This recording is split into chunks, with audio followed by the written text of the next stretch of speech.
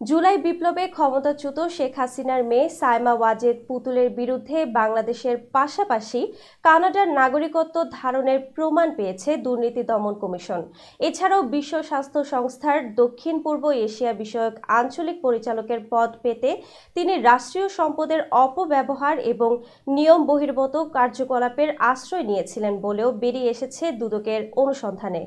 এ ব্যাপারে বিবৃতি দিয়ে দুদক জানিয়েছে, যৌক্তিক কারণ ছাড়াই সায়মা ওয়াজেদ পুতুলকে বিভিন্ন রাষ্ট্রীয় সফর সঙ্গী করা হয়েছে। তার ক্ষেত্রে প্রার্থীর যোগ্যতা হিসেবে দেয়া তথ্যাদি যথাযথ ছিল না। এছাড়াও পুতুল পাসপোর্টধারী কানাডার নাগরিক ছিলেন বলেও তথ্য পাওয়া গেছে।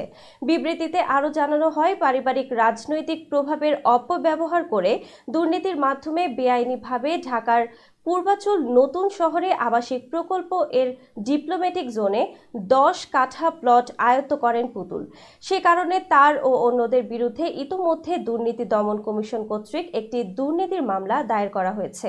শুধু তাই নয়, সূচনা ফাউন্ডেশন নামের একটি প্রতিষ্ঠান খুলে সায়মা ওয়াজেদ পুতুল বিভিন্ন সামাজিক ও ব্যবসায়িক প্রতিষ্ঠান থেকে জোরপূর্বক উপঢৌকন আদায় ও অর্থ আত্মসাৎ করেছেন বলেও দাবি দুদকের।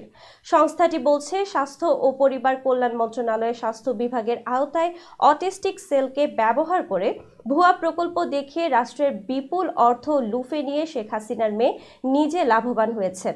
এছাড়া জাতীয় রাজস্ব বোর্ডের ওপর অবৈধ প্রভাব বিস্তার করে ফাউন্ডেশনের নামে প্রাপ্য অর্থ করমুক্ত করিয়ে নেন তিনি।